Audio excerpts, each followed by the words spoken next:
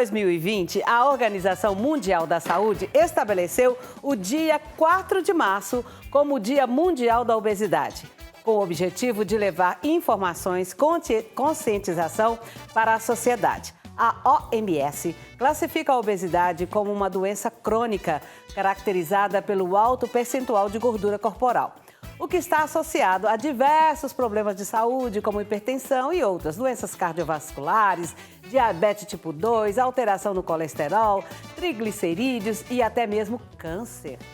E sobre esse assunto eu converso agora com a nutricionista Miriam Bento, que vai chegar aqui agora em casa. Bom dia, Miriam. Bom dia, bom dia. Que bom que você pode Obrigada voltar. pelo convite. Pois é, eu te chamei, te convoquei no ar semana passada, né? Pois sim. E hoje nós vamos... Hoje você não vai me assustar muito, não. Vou não? Mas eu fiquei assustada com o que você falou na semana passada, com a questão das alergias, e que muitas pessoas não têm nem conhecimento disso. Não, costuma mesmo assustar o primeiro momento, Cleide, porque é algo que faz parte da nossa rotina e que as pessoas não têm esse conhecimento. Infelizmente, a nossa cultura não traz esse conhecimento. E outra coisa que não traz muito conhecimento é a questão da obesidade. E nós, brasileiros, nós temos... Ai, meu Deus, é até triste falar isso, mas tudo que é do americano é bom. É aquele espelho que a gente acha, nossa, americano, tudo deles é melhor, tudo é melhor. E pegamos as coisas ruins, que é esse hábito de comer errado, de comer coisas demais, né? Lá nos Estados Unidos, as pessoas não têm mais o copinho de 200 ml, é 400, é 700, é refrigerante demais, é gordura demais, né? E de lá veio essa herança pra gente. Exatamente, Cleide. A dieta ocidental, no geral, ela é muito inflamatória e realmente a questão da quantidade, as pessoas que viajam para os Estados Unidos ficam assustados, né? Quem tem uma dieta parcialmente equilibrada aqui no Brasil se assustam quando vê realmente o volume, a quantidade das embalagens, né? O volume das embalagens lá realmente é assustador. Para uma pessoa, quando você pede um combo, é questão de 1,5 litro. Então, o estômago, às vezes, nem vai caber aquilo tudo, né? E se isso persistente, se você faz fica ali um mês, por exemplo, viajando, você vem embora com o estômago totalmente dilatado, porque o nosso estômago, ele é um músculo, então ele dilata assim como o útero. Então, quando a gente fala eu até brinco às vezes com os meus pacientes que a gente pode fazer uma bariátrica fisiológica, né? Que é exatamente parar de forçar o músculo do seu estômago, que ele vai voltando para o volume normal, né, que ele tem. Aliás, eu gostaria que você falasse que tem um péssimo hábito as pessoas têm, que é assim, eu sempre fui obesa, mas eu nunca tive esse hábito. Eu não jantei ontem, então hoje eu vou comer mais. Realmente essa compensação é péssima, né? Realmente, nosso organismo, Cleide, voltando um pouquinho atrás, quando você comentou sobre obesidade, né? Que hoje é o Dia Mundial sobre a Obesidade e tudo, é muito importante. Uma coisa que tem agravado muito e que eu acho muito importante a gente citar hoje é que, por exemplo, 2022, nós tínhamos 9% da população brasileira em obesidade. Hoje, de 2022 para 2023, isso aumentou para 17%. Nossa! Isso é muito grande. É um aumento mais que 100%. Tem né? alguma coisa a ver Quase 100%. Com a pandemia? Tem, é isso onde eu queria chegar. Então tem sim, fatores emocionais, né, que as pessoas, alguns perderam emprego, outros quebraram o comércio por causa do lockdown e ali começou, né, um processo econômico todo complexo. E sim, as pessoas ficaram mais em casa, né, muitas pessoas em home office, ficando em casa, aumentou então a compulsão alimentar, o estar em casa, aquele conforto de toda hora abrir geladeira, e isso sim tem trazido um aumento assim, muito exponencial e tem causado preocupação. Obrigada pelo tema, obrigada por me dar esse privilégio hoje de falar nesse tema hoje, porque realmente é algo impressionante, preocupante e realmente é algo que tem que ser olhado. E amei participar junto com a doutora Rejane, porque é exatamente o que ela estava falando. Às vezes a gente percebe que está aumentando o peso, mas não decide para agir. E o que ela falou hoje, né? Para quem não assistiu, vale a pena assistir depois, eu acho que fica gravado, né? Vale a pena, porque realmente é algo que faz toda a diferença. É você perceber que meu corpo não está bem, estou aumentando o peso, o que que eu tenho que fazer? Então vamos ali procurar, né, ajuda, decidir e agir, que é todo aquele processo que ela realmente colocou, que é a gente buscar o autoconhecimento e entender o nosso relacionamento, não só com as pessoas, que esse relacionamento de pessoas interfere no relacionamento que a gente tem com o alimento. Às vezes a pessoa tem ali uma discussão com o marido, com o patrão e vai para onde? Vai para a cozinha, vai para a cantina, vai descontar ali no alimento, né? E isso vai descompensar tudo. Então, voltando à sua pergunta base, que foi sobre a compensação de não comer ontem e descontar hoje, nosso metabolismo, ele trabalha em ciclos, Cleide.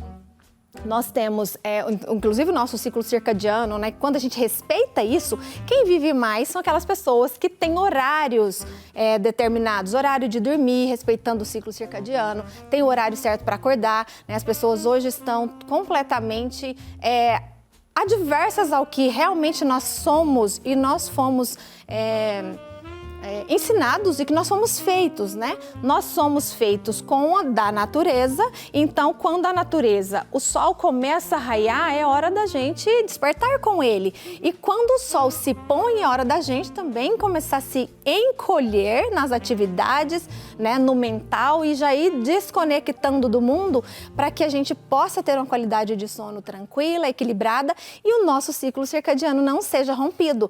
E a sua pergunta então é sobre isso. Eu não jantei ontem e hoje de manhã eu vou descompensar. Se você compensar, comer aquilo que você deveria ter comido ontem no horário certo, da forma correta, e você come hoje pela manhã, provavelmente você vai ter ali, fazer uma refeição rica, cheia de gorduras, de carboidratos, porque é aquela sensação de compensação, então eu quero carboidratos para produzir adrenalina, dopamina, né, para produzir aquela sensação de compensei, valeu a pena. Então vai no chocolate, vai no doce, vai naquelas coisas mais calóricas, né? Alimentos mais calóricos têm esse potencial, infelizmente. Só que então o que acontece? A pessoa faz aquela refeição e naquele momento ela desrespeitou o ciclo, porque pela manhã, para a gente ter uma produção legal de dopamina durante o dia, para você ter um dia produtivo e para a noite você ter uma compensação maior da melatonina e serotonina para ter uma qualidade de sono ideal, você deveria comer nessa primeira refeição alimentos ricos em proteínas, oleaginosas, né, que são nozes, castanhas, no geral, e proteínas, carnes, ovos. E as pessoas vão o quê? Para o carboidrato, que vai subir a insulina. Quando sobe aquela insulina de imediato, é fisiológico isso, né? Um mecanismo que o seu corpo cria para se defender. Então, ele produz muita insulina para guardar aquele carboidrato e não te deixar num quadro de diabetes momentâneo. Então, ele cria aquela grande quantidade de insulina. Essa insulina pega essa glicose que veio da comida e entrega para a célula. Essa célula é um momento que a pessoa não está em atividade física, né? Se ela está ali comendo, ela está em um momento mais relaxado, mais tranquilo. Então a pessoa vai então guardar aquela glicose que a insulina entregou, vai guardar isso tudo em forma de triglicerídeo, que é o bendito do tecido adiposo. Então, olha a consequência. Eu pulei uma refeição ontem, em um horário estratégico, e hoje eu compensei de forma errada e vai dali começar toda a descompensação hormonal, do ciclo circadiano e tudo mais. Essa pergunta eu vou até refazê-la, porque ela é muito preocupante para mim e para as pessoas que convivem comigo. Eu não fiz a refeição ontem porque eu não estava com fome, mas agora de manhã eu estou com fome, então eu vou comer dobrado porque não vai me engordar, porque eu não comi ontem. Exatamente, Cleide. As pessoas às vezes pensam, isso é o compensar calórico, né? A pessoa pensou assim, não, eu não comi, então eu tenho um déficit calórico de ontem. Porém, a obesidade, ela é multifatorial, Cleide. E a parte de contar calorias, para mim, na minha conduta clínica, ela entra lá no 6º, 7º, 8º pilar. Eu não conto caloria de imediato. Primeiro, essa descompensação neurológica dos neurotransmissores, se o seu intestino está absorvendo ou não, se ele está inflamado, se você tem uma produção de serotonina do bem-estar, se o seu sono é adequado, se o seu nível de estresse diário é contínuo e isso tem prejudicado a sua adrenal, te deixa mais compulsiva, com mais vontade de comer carboidrato. Comer o carboidrato volta para aquele ciclo da insulina. Então, tudo isso te deixa numa situação questão de circular, que você come, repete. E quando as pessoas pensam nesse déficit calórico de ontem para compensar hoje, ela simplesmente pensou em calorias de prato. Existem pessoas, né, pacientes que a gente começa a fazer um tratamento de desinflamação, de detox, de preparar mitocôndrias, criar novas mitocôndrias, que com 3 meses, às vezes ela já perdeu até 15, 20 quilos sem eu nem contar nenhuma caloria. Ela não fez restrição calórica em nada ainda. Então, assim, é uma ilusão muito grande a pessoa pensar que tem um déficit calórico de ontem e hoje ela compensa. Até porque é uma coisa ligada a esse assunto, é bem comum, as pessoas fazem dieta meio de semana, fim de semana eu mereço, né? O fim de semana entra no eu mereço, e aí vem a cervejinha, vem o churrasquinho. E o que acontece com essas pessoas? Elas conseguem ter um déficit realmente, pensando mês, tem um déficit de caloria suficiente para perda de peso? Não tem, porque a gente quando faz, nossa, mantive a minha semana ótima em dieta, a gente às vezes consegue diminuir ali 400, 500 calorias dia. 2 refeições hipercalóricas que você faz para compensar porque você merece no fim de semana, você chega a colocar 6.000 calorias naquele fim de semana. Então, pensa que 500 calorias dia em 5 dias são só 3.000 calorias e você comeu 6.000 no fim de semana para compensar porque você merece. Então, por isso as pessoas... A conta não fecha. Não fecha. As pessoas sempre se somam no peso. Infelizmente, essa é uma realidade. Esse compensar tem que ser olhado com mais cautela. A causa da obesidade são várias, né? Multifatorial, Cleide. A gente entra ali desde o fator emocional, o relacionamento das pessoas, voltando ainda na Regiane, né? O relacionamento com as pessoas, que vai interferir no relacionamento com a comida. Ali nós temos alguns fatores genéticos, porém, um recado muito importante, não é a sua genética que vai traçar o caminho para onde você vai, são seus hábitos. Que vão te levar para um caminho de escolha. Então, você pode escolher se você vai desenvolver aquela genética ou se você não vai. Então, é muito importante... Você está dizendo que eu posso passar uma perna na genética? Pode, isso nós chamamos de epigenética. E esse é como você descobre que a sua genética, você tem uma genética de desenvolver obesidade, o que eu tenho que fazer? Quais são os meus genes disso e o que eles respondem aos meus hábitos? Tem pessoas que não adianta eu passar atividade física para ela de aeróbica que ela não vai responder, ela não vai perder nenhuma grama de quilo por causa daquela atividade. Já outras pessoas, quando eu passo uma aeróbica para ela, ela realmente vai perder ali 10 quilos só com aeróbica. Por quê? Tem a ver com os nossos genes, com a resposta genética. Então, nós temos sim o fator genético que influencia, mas como é muito importante a qualidade do sono, se existe a dieta inflamatória, então não é caloria. Caloria de dieta é só um detalhe. Não é somente caloria, a gente tem que olhar a qualidade nutricional. Nós temos, por exemplo, o magnésio, que é um nutriente que participa de mais de 600 funções no nosso corpo, que sem o magnésio, sem complexo B, por exemplo, B3, B5, B6, o nosso organismo, as mitocôndrias não geram a quantidade de energia e não consegue mandar todo o comando, né, necessário que ela precisa. Isso vai resultar em quê? Mitocôndrias doentes, não geram muita energia e, consequentemente, guarda mais gordura. O que são essas mitocôndrias? Segunda vez que você fala e eu quero perguntar. Fala aí, explica. As mitocôndrias, Cleide, é a nossa máquina geradora de energia. Dentro da célula nós temos vários complexos e essa mitocôndria é o que pega lá o que você come, transforma isso em energia e distribui em quê? Ela vai distribuir isso em neurônios, em neurotransmissores, no que vai ser excretado, na energia para o seu cérebro funcionar, na energia para liberar a sua digestão, para que aconteça uma boa digestão. Então eu falo, as mitocôndrias, um corpo com as mitocôndrias doentes é uma pessoa que não tem saúde e vai morrer logo, vai morrer cedo da vida. Então o segredo de viver muito, Cleide, cuide das suas mitocôndrias. Danadas. Danadinhas. Olha, você falou aí 4 vezes sobre qualidade de sono. É um dos fatores para ter um equilíbrio, para você emagrecer, para você manter o seu corpo em equilíbrio. Cleide, uma noite mal dormida, os estudos mostram que uma noite mal dormida chega a te trazer uma descompensação na compulsão alimentar de 5 dias consecutivos. Eita, Lelê! Uma noite mal dormida. Agora você pensa aquela pessoa que fica no celular usando luzes, né, em TVs e assistindo filmes e séries e maratona e vai para meia-noite, 1h da manhã. Essa pessoa não vai ter produção, não tem melatonina sendo produzida, né? Então, automaticamente o cortisol dela já vai amanhecer mais alto. Essa pessoa já vai amanhecer muito compulsiva, querendo comer carboidrato, que sobe a insulina, que vai engordar, volta para o ciclo anterior.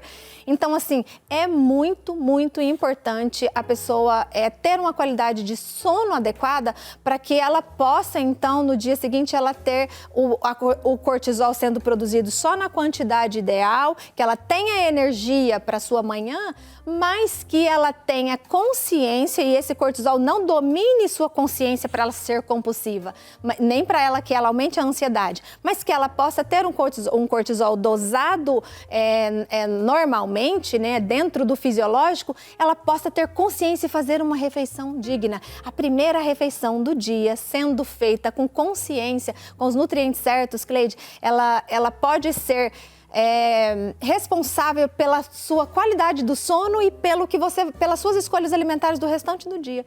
Porque se você comer uma refeição rica em carboidrato pela manhã, essa insulina que foi produzida, ela vai ficar alta, como ela foi produzida para carregar carboidrato, o que ela vai ficar te pedindo o dia todo? Carboidrato, doce, carboidrato. Então você vai passar o dia todo compulsiva, ansiosa, e você vai lá, come um doce, daqui a pouco você fala, ai, por que comi o doce? Ai, eu comi de novo. Meu Deus, eu nem tô com fome, tô beliscando. E aquilo vai te causando uma certa aflição que vai te voltar pro ciclo e vão voltar a comer de novo.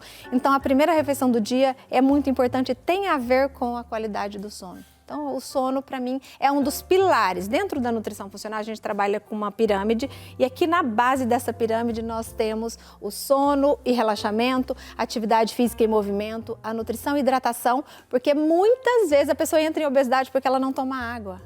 O nosso cérebro, por exemplo, a parte cerebral que comanda o nosso sistema límbico, né, que vai comandar se você tem fome ou sede, é o mesmo. E às vezes o seu cérebro está te mandando comando para você tomar água, hidratar, porque ele está desidratado, e você tá lá, vai e come caloria. Então você vai aumentando o peso porque não se hidratou. Falar nisso, gente, eu vou tomar água. Vamos tomar água. Como que a obesidade afeta a vida das pessoas? Cleide, de forma muito negativa.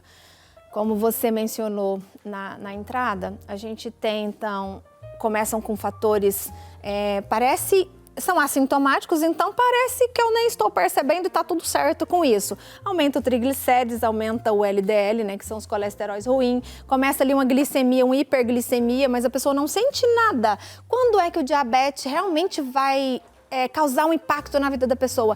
Depois de 10 anos já de uma hiperinsulinemia, uma hiperglicemia ali entre 100 e 130, que a pessoa não sentia nada e aí sim ela começa a ter uma hipertensão, aí dessa hipertensão ela começa às vezes sentir alguma tremor, fraqueza, quando ela preocupa então que ela tem que cuidar do diabetes. Mas a obesidade, né, essa resistência à insulina que começou lá pelos excessos de carboidratos, lá atrás da vida, 10, 15, 20 anos atrás, chegou trazer para ela hoje, né, essa consequência do diabetes. Mas falando em diabetes, quando a gente pensa no que eu já estou comentando sobre o excesso de colesterol, ácido úrico, que tudo vem dessa parte, né, de excesso de calorias e descompensação da dieta em si, uma coisa muito importante é o endotélio. E eu já vou te explicar, porque eu sei que não é só já fala. Vou perguntar. Você já vai perguntar.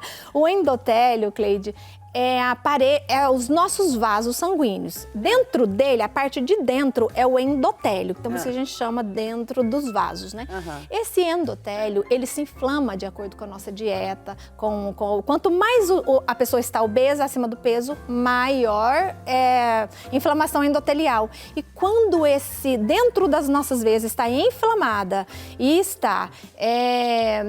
vai causar então aquele processo inflamatório, vai vir hipertensão, hipertensão, daí vem risco cardiovascular aumentado, então tem pessoas hoje se infartando, como eu disse no dia anterior, pessoas se infartando a rodos, né, infelizmente, de 3 anos para cá isso subiu, se não me engano, mais de 40%, e uma coisa bem preocupante, e às vezes veio lá de um sobrepeso e uma inflamação constante, uma inflamação contínua dessa dieta descompensada. Às vezes a pessoa pensa assim, mas eu estou só no sobrepeso, eu ainda não estou nem na obesidade, né?